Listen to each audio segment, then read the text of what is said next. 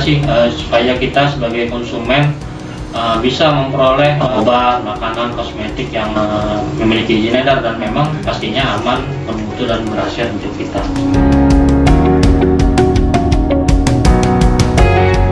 Masih di 101.5 FM Radio Samosir Green Radio di Halak Batak. Masih bersama saya Angga Sagala. Iya, saya Mariati Siwantang. Dan buat seluruh pendengar Radio Samosir Green, seperti yang kita katakan tadi, talk show ya sahabat Green dari BPOM. Jadi buat seluruh pendengar Radio Samosir Green yang pastinya ini menarik sekali. Dan buat seluruh pendengar Radio Samosir Green, di program kita pada pagi hari ini pada siang hari ini bukan cuma kita berdua yang hadir di sini ya. Langsung hadir dari BPOM dari Bali G, buat seluruh pendengar Desa Samosir Green yang langsung akan menjelaskan talk show kita pada siang hari ini. Iya, jadi buat sahabat Green semua tetap kita urutkan ya. Kalau buat sahabat Green boleh nanti yang mau bergabung bersama kita di sini di layanan telepon, SMS ataupun WA di nomor yang sama di 0822-7229-99699.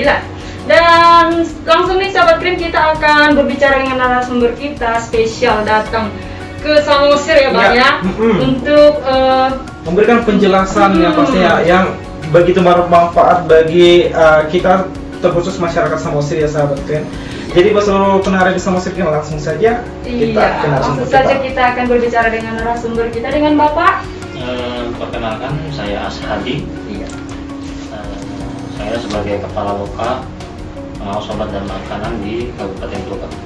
Oke Pak, ini sendiri datang atau gimana nih Pak? Kebetulan kami dengan timnya itu kalau kami bilang fungsi komunikasi, informasi, dan edukasi. Jadi spesial untuk sahabat Green ya. Kami datang untuk melakukan edukasi kepada masyarakat khususnya yang ada di Samosir. Jadi spesial dari Kabupaten Toba nih datang sahabat Green ke Samosir untuk menceritakan, untuk memberitahukan kepada kita apa sih yang perlu kita lakukan terhadap obat palsu ataupun ilegal. Jadi kita perlu waspada terhadap obat palsu dan obat yang ilegal. Dan boleh dijelaskan sedikit Pak tentang apa sih yang mau disampaikan hari ini? Pertama-tama mungkin ya kami menjelaskan dulu ya apa sih sebenarnya Loka POM itu. Jadi kami ini adalah istilahnya itu unit pelaksana teknis namanya dari Badan POM yang ada di Jakarta. Jadi ada unit pelaksana teknis itu ada bentuknya balai besar yang sekarang itu ada di Medan ya, untuk di Sumut, balai besar POM di Medan. Kemudian ada 2 loka yang baru, kami termasuk baru tahun 2018 dibentuknya di Kabupaten Toba. Di Kabupaten Toba. Nah, untuk yang kami di Kabupaten Toba itu wilayahnya 4 wilayah kerja. Ada wilayah kerja 4 kabupaten, jadi Toba, Simalungun, Samosir, dan Tapanuli Utara gitu. Kemudian ada loka juga yang di Tanjung Balai, itu ada 5 kabupaten. Ya, Kota Tanjung Balai, Asahan, kemudian Labuhan Batu, Labuhan Utara, Labuhan Batu Selatan. Kemudian kabupaten lainnya itu yang di wilayah kerjanya Medan. Kemudian ya tugas kami ya sama seperti Badan POM ya. Jadi sebagai perpanjangan tangan dari Badan POM ya untuk menyelenggarakan tugas pemerintahan di bidang pengawasan obat dan makanan sesuai dengan Peraturan Presiden Nomor 80 Tahun 2017 tentang Badan POM. Dan untuk saat ini kami berkantornya di Bali G, di Jalan Gereja. Kemudian terkait dengan kegiatan kita pada hari ini ya, kita menjelaskan tentang bagaimana sih kita mengenali obat yang ilegal atau palsu ya. Yang kami bilang obat di sini sebenarnya adalah termasuk obat tradisional, suplemen, kosmetik, dan juga selain itu ya makanan ya, istilahnya seperti itu. Kita masuk ke sesi 2, yaitu sesi di mana kita perlu mengetahui apa sih yang perlu kita waspadai tentang peredaran obat yang ilegal atau obat yang palsu sahabat Green. Jadi buat informasi lebih lanjut langsung saja kita dengarkan dari Bapak Ashadi. Baik, terima kasih Mbak Mariati tadi. Jadi kan ada istilahnya itu obat tanpa izin edar, kemudian ada obat palsu, apa sih? Nah, obat tanpa izin edar ini ya yang tidak memiliki izin ya untuk beredar di wilayah Indonesia sesuai dengan Undang-Undang Nomor 36 Tahun 2009 tentang kesehatan. Jadi obat dan makanan itu untuk beredar di wilayah Indonesia itu harus memiliki izin edar. Izin edar ini tidak hanya sebagai aspek legalitas lah kita bilang, tetapi juga dia merupakan jaminan terhadap mutu, keamanan, dan khasiat dari suatu produk seperti itu. Kemudian ada juga istilah obat palsu. Obat palsu itu diproduksi oleh yang tidak berwenang untuk memproduksinya atau meniru lah kita bilang terhadap produk lain yang memang memiliki atau izin edar lah seperti itu. Kemudian ya kami pada kesempatan ini ya menyampaikan kepada sahabat Green untuk waspada terhadap adanya obat ilegal atau obat palsu ini, karena sebenarnya obat-obat yang telah memiliki izin edar yang kita selama ini mungkin konsumsi ya, itu ada aturannya bagaimana cara memproduksinya. Kami mengeluarkan peraturan BPOM namanya cara pembuatan obat yang baik untuk obat. Kemudian kalau kosmetik, cara pembuatan kosmetik yang baik seperti itu. Dan ada juga aturan tentang cara distribusinya. Nah, mungkin nanti kita jelaskan lebih lanjut bagaimana sih supaya kita sebagai konsumen bisa memperoleh obat, makanan, kosmetik yang memang memiliki izin edar dan memang pastinya aman, bermutu, dan berkhasiat untuk kita. Obat-obat yang ilegal ini apa sih bahayanya bagi kita ya? Yang seringkali obat ilegal palsu ini itu ciri-cirinya ya, dia mengandung zat aktif yang berbeda, sama sekali berbeda, atau malah kurang daripada yang seharusnya. Misalkan kita antibiotik 500 mg, ini mungkin cuma 200 mg. Dikurangi gitu ya, zat aktifnya seperti itu, atau malah tidak mengandung zat aktif sama sekali. Kemudian malah ya obat kadaluarsa juga pernah ya kita lihat, yang kadaluarsa yang dihilangkan tandanya, kemudian dampak apa sih dampaknya bagi kita ya? Penyakit ya tidak sembuh ya, karena obat ini kan untuk penyakit, kosmetik kan untuk memperbaiki kondisi fisik lah seperti itu ya, tidak malah menjadi lebih parah lah penyakit, kemudian malah reaksi yang tidak diinginkan seperti itu ya, yang tidak sesuai. Kemudian kalau yang obat yang sering kita resistensi sekarang, resistensi antibiotik ya, karena orang sakit sebentar ya minum antibiotik, sering cari antibiotik, amoxicillin, ampicillin yang kita tahu ya. Padahal mungkin kondisi dia tidak perlu sebenarnya untuk diberikan antibiotik.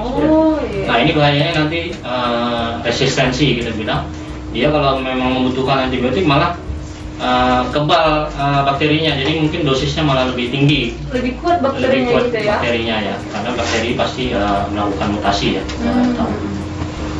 Kemudian bagaimana sih kita memperoleh, tadi saya sampaikan bagaimana sih kita memperoleh obat, produk-produk obat, kosmetik, obat tradisional juga ya, yang bagaimana sih hati-hati kita jika mendapatkan produk-produk tersebut di yang memang sarana yang tidak memiliki kewenangan. Misalkan di pasar itu kan sering ada, mungkin ada yang jual gerobak atau apa gitu ya. Ada lah yang kita yang kita lihat. Kemudian ada perorangan yang mungkin yang menawarkan ya, istilah kita freelancer gitu kan, yang menawarkan ke sarana-sarana, atau malah melalui media sosial ya, yang sekarang memang trennya seperti itu. Berarti kalau untuk obat-obat, untuk lebih mencari obat yang tidak beredar, harus ke toko yang benar-benar terdaftar juga ya Pak, jangan asal beli di tempat sembarangan, itu maksudnya tadi ya? Iya, kalau yang untuk produk yang tadi yang memiliki izin edar, yang aman, bermutu, dan berkhasiat tadi, misalkan obat ya, yang kita beli ya di toko obat, kemudian apotek gitu ya, atau puskesmas, rumah sakit seperti itu. Kemudian kalau kosmetik yang di toko kosmetik ya seperti itu. Kemudian obat tradisional, suplemen ya bisa di toko obat atau apotek tadi. Kalau obat-obatan yang tradisional ini kan Pak, biasanya banyak kita temui di pasar, misalnya mereka membuat langsung di tempat ini mereka sebenarnya udah punya izin atau belum ya Pak? Yang bagaimana bentuknya? Kalau di kita ya, pasar Pangururan, misalnya setiap hari Rabu itu ada mereka datang mungkin bawa berbagai jenis obat-obatan dan mereka bilang itu herbal gitu. Sebenarnya ciri-ciri sebuah obat atau produk gitu ada izinnya itu harus tertera di tempatnya atau bagaimana? Ya, kalau izin edar itu ya harus ada di labelnya, kita bilang di kemasannya itu. Kemasan itu ada bertingkat ya, ada kardus, ada apa gitu. Kemasan yang paling utama itu kan kemasan primer istilahnya itu, yang bersentuhan langsung dengan produk. Nah, kemasan primer itu diwajibkan untuk mencantumkan di izin edarnya. Misalkan kalau kita tablet itu ya, dia di stripnya itu ada izin edarnya di situ dituliskan gitu. Sampai dia ke kemasan terkecil kayak permen, itu ada izin edarnya di bungkusnya terkecil itu. Nah, kita bisa lakukan melihat itu izin edarnya ada nggak, BPOM tulisannya kan, BPOM, MD atau tergantung dari jenis produknya. Nah, terkait dengan produk herbal ya tadi yang mungkin ditemukan di masyarakat, produk herbal ini kan ada bermacam, ada yang dioles, ada yang diminum, ada apa ya. Kalau yang dioles mungkin sudah biasa lah kita lihat ya, seperti minyak urut gitu ya, itu cenderung memang harusnya dia memiliki izin edar lah seperti itu. Tapi kan itu seperti jamu lah kita bilang ya. Nah, itu selama dia dalam kemasan yang untuk oleh pembuatnya langsung kepada apa sih namanya, konsumen, itu tidak wajib untuk memiliki izin edar. Tapi produk itu tetap kita bina ya, supaya memang menghasilkan produk yang bermutu lah, layak pakai dan berkhasiat seperti itu. Dan yang hati-hati kalau yang diminum ya, kalau diminum kan pasti efeknya itu kalau farmasi itu sistemik namanya ya, pasti masuk ke dalam darah gitu ya. Nah, ini kita harus hati-hati karena bisa jadi sering juga kita temukan, ada lah bukan sering, itu produk yang katanya herbal tetapi sebenarnya dicampur dengan bahan kimia. Nah, itu yang sering kita bilang itu obat tradisional mengandung BKO, bahan kimia obat. Nah, misalkan ya dia asam urat ditambahkan bahan kimianya itu misalkan paracetamol seperti itu. Kemudian asam urat ditambahkan dexamethasone. Nah, ini malah berbahaya. Oh, itu berbahaya. Berbahaya karena maksudnya dia herbal, tidak boleh ditambahkan bahan kimia. Kalau obat ya obat. Oke nih, buat sahabat Green mungkin udah semakin mengerti ya bagaimana obat yang baik, bagaimana obat yang tidak baik, mana yang palsu, mana yang tidak palsu. Oke, jadi mungkin Pak, saya boleh bertanya Pak, cara membedakan produk asli sama produk palsu itu gimana Pak? Misalkan kan pernah nggak kejadian udah produk palsu tapi labelnya itu kan kalau udah BPOM dia kan harus ada di labelnya. Pernah nggak ada kejadian mereka itu mereka sendiri yang membuat label BPOM-nya itu Pak? Ya, terima kasih ya. Memang masih ya kita ada temukan seperti itu, pemalsuan produk namanya kan, mencantumkan izin edar yang palsu. Mencantumkan izin edar palsu. Nah, ciri-ciri mungkin bisa saya sampaikan, ciri-ciri obat ilegal atau produk palsu itu biasanya yang pertama kualitas kemasannya. Kualitas kemasannya itu kurang baik. Kemudian tampilan kemasannya berbeda. Ini untuk produk yang kita biasa konsumsi ya, misalnya. Misalnya kita produk ini kemudian kita beli di tempat lain kok berbeda nih kemasannya nih sama yang biasa kan, pasti kita sudah ini berhati-hati kita seperti itu.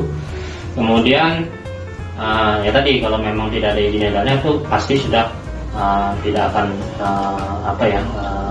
tidak baik, tidak boleh dikonsumsi ya, pasti itu tidak berkhasiat lah, tidak bermutu, tidak aman. Kemudian mungkin ya kalau kita sempat termakan, yang efek yang dirasakan mungkin berbeda dari yang biasanya kita rasakan ya, seperti itu.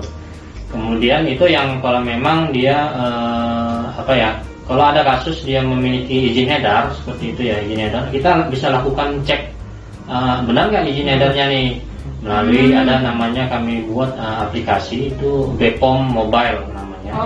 Bisa diunduh di App Store sama Play Store ya untuk yang Android. Silakan di situ bisa digunakan.